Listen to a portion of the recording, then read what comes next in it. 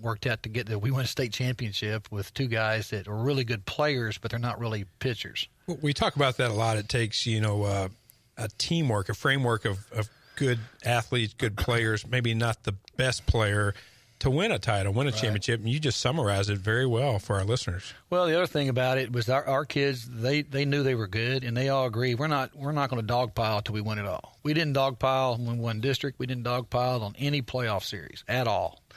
And I kind of questioned them on it, and they go, Coach, our goal is to win it all. We're going if we dogpile at the end or we don't dogpile this year. And I was like, that's great.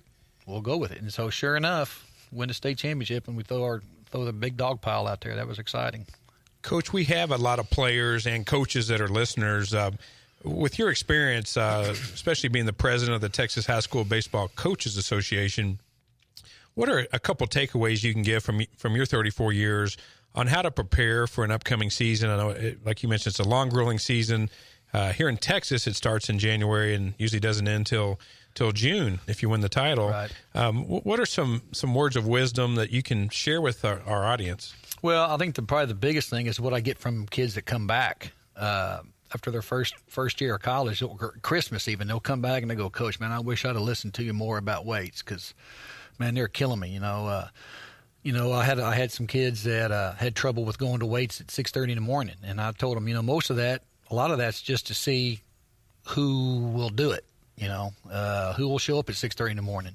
Plus, it's got to do with when you can get in there. But I think probably the biggest thing is, kids want to play the game. They want to go play. Everybody wants to play the game, but what are you doing outside of that time? Are you putting in the weight room? Are you putting in extra T work? The players that I've had in the past that were really good, the Knicks kid I was telling about, there was two Knicks boys. There was a Lance, and Lance was like a 5th round pick, I believe, 6th round pick, and then Jason. Those guys, their one goal in life was to be a professional baseball player, and that's what their work ethic was like.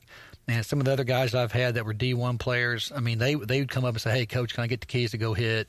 Can I get open, go get on the field, whatever?" They always wanted to do extra, and I think for the most part, that's the biggest thing is those kids that want to do that want to put in that extra time. Because it's easy to go out and play the game. Everybody wants to go do that. But what are you doing to prepare yourself to get you ready for that game? That's the big key.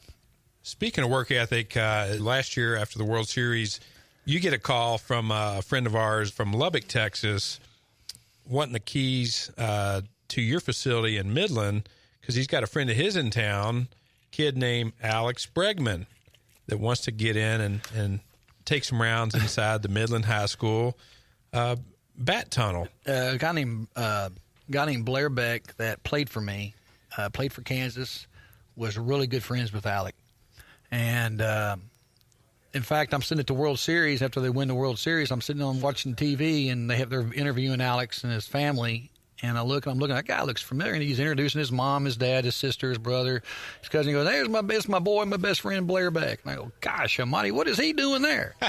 So and Blair told me they played together in ABA with Ryan Brewer and Albuquerque. And so they had become really good friends. So anyway, long story short, I'm leaving the field over the holidays, and I get a call from Blair. And he's like, "Hey, Coach, you at the stadium?" I go, "No, I just left." And he goes, "Well, can I get the key and go hit?"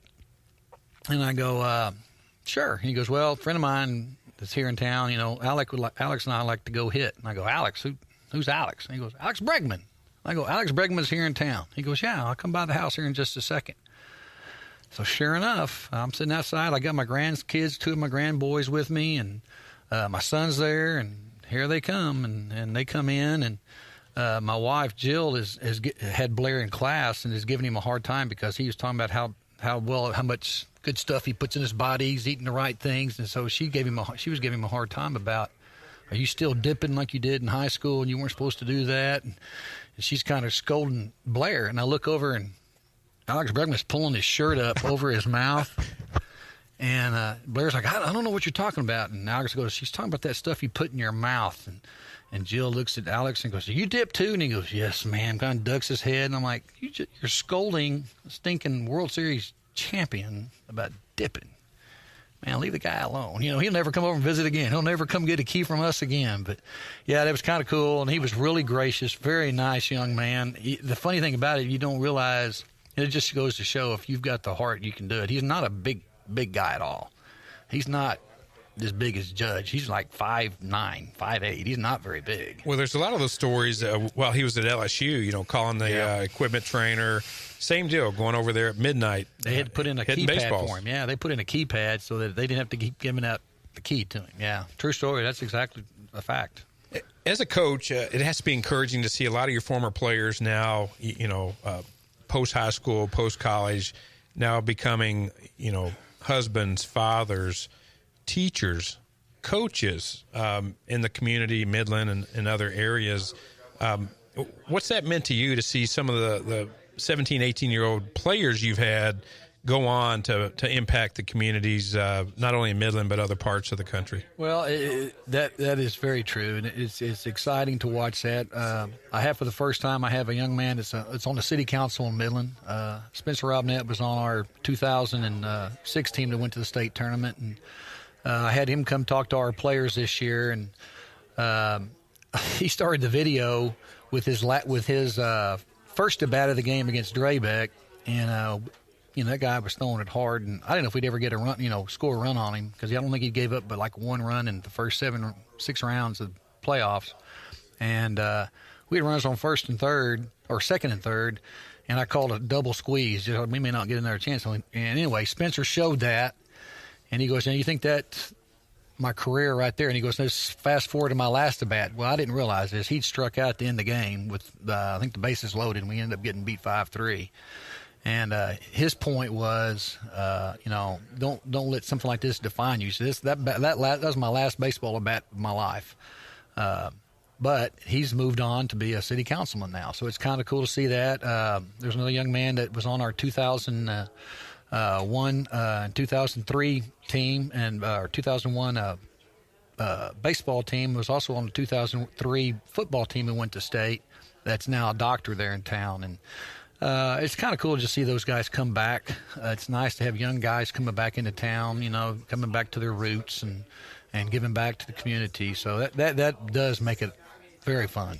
A lot of things we talk about on the show, Coach, is the adversity, especially in baseball, because it is a game of failure, how it prepares you for, the adversity of being a city councilman. Because, anything in politics, we know there's a lot of adversity, a lot of negativity, a lot of challenges, and you as a coach and all the coaches across the country help prepare young men and women for bigger and better things in life. Well, that's what the whole thing is, and you're exactly right. It is a game of failure. I talk to do little league camps and stuff, and talk to our guys. If you hit 300 in baseball, you can be a millionaire. You score 30 on your math test, that ain't going to cut it. Mama's not going to be happy. You complete 30% of your passes in football. Football coaches you're going to lose your job. 30% of free throws, whatever. But baseball, it just goes to show how tough baseball is that you can be a 280 hitter. There's obviously some guys even better than, lower than that are, it's such a tough game. And if you can deal with that, and that's the hardest part as you try to get them to understand, is that, you got another at bat coming. Don't carry it out to the field and turn the page, whatever you want to call it.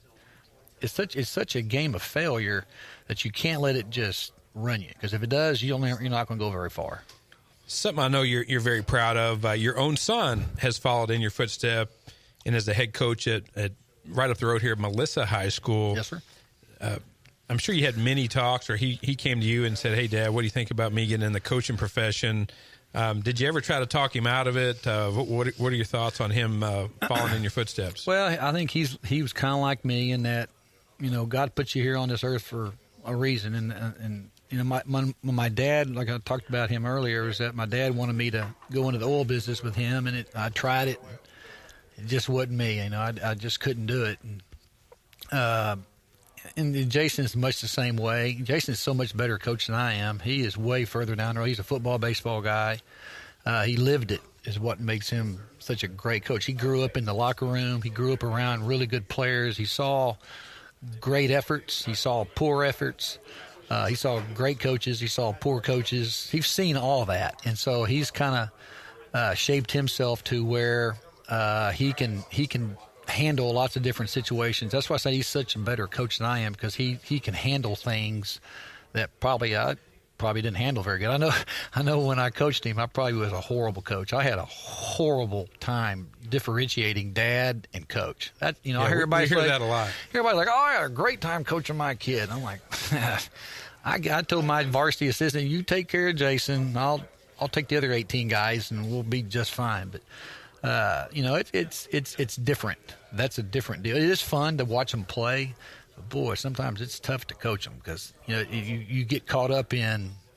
Well, for instance, he came up one day, "Hey, Dad, can we change practice up?" I go, "No, we're not changing practice up." Well, he kind of kept harping on it, and I ripped him a new one in front of the kids. And then one of our other players came and said, "Coach, man, I'm sorry. We put him up to that to ask a question, and we just want to see if he'd do it. And now we feel bad." And I had to go home and apologize. I felt awful, because I kind of embarrassed. I didn't kind of embarrassed him in front of his buddies. But anyway, no, he does a great job out there. He's got a great facility, and Melissa's booming. That whole area out there is just blowing up.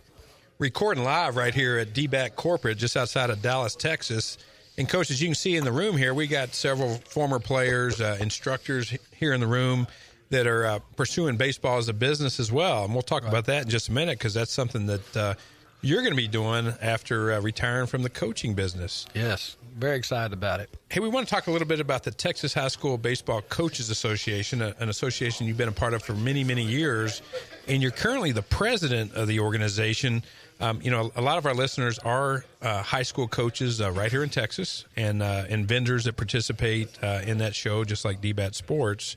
Can you tell our audience a little bit about the impact that the association has on coaches, as well as players and the organization as a whole? Well, the thing that, I started doing it way back when I first started coaching 34 years ago. I found out about the convention in Waco. It was fairly new, 10, 12, 15 years old, something like that.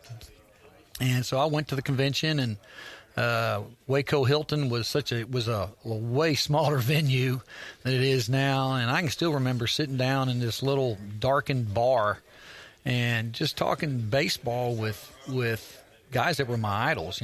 Benny Jones, that was at DeSoto. I played for Benny for a year when he first got to DeSoto, and Andy Malone, there's Abilene Cooper, Bobby Magel, some of the older guys that had been around, and just sitting around and talking baseball to them.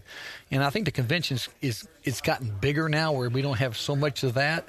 But I hear people talk about it's still kind of fun to go sit in the hotel rooms and talk baseball or wherever. But for me, I started out and I wanted to be involved in it. The coaches' camaraderie is phenomenal. You go play each other, and I think Fred Oliver's one of my best friends. He used to be at Highland Park, and now he sails for Cardinals. And when he was at Monterey, we played each other every year. I think 7 straight years, and we had 7 straight one-run games. I was like, why do we do this? Because we beat each other up and then go hug each other, and like, man, I don't want to do this anymore. And we had a bet that, this is a funny story, we had a bet that the loser had to wear the other guy's colors. And so we happened to lose to Monterey, and the coaches, we always took a summer trip. That's one of that camaraderie thing I was telling you about. We took a summer trip where we'd go watch other we go to major league ballparks. Well, this year we went to Yankee Stadium, and he presents me with a dang Monterey hat and T-shirt. And so we're walking through. You have to wear it. I have to wear it in the New Bronx. Yeah, Yankee Stadium. I'm wearing. I had to wear it. We had to wear it there, and then I had to wear it downtown New York. And I'm walking through downtown New York City in that stupid blue, light baby blue shirt, and this guy goes, "Hey, Lubbock, Monterey, man, all right." The camera phones were popping out, right? I was like, "You got to be kidding me. Somebody from New York City recognized me," and, of course, Oliver loved that. He thought that was the greatest thing ever. But anyway, I got him back a couple years later. We beat him, and I put pictures of him up in the dugout of when we played him, of him wearing some goofy stuff, so I got him back. One year, it was pretty exciting at the annual conference in Waco. One of the Texas greats, Roger Clemens, was the keynote speaker, and a pretty crazy year at the conference. Can you take us back in time through that? Well, Rogers is a good. He's always been a supporter of Texas high school baseball coaches. He'd come back and talk many times for us. Well, this particular year was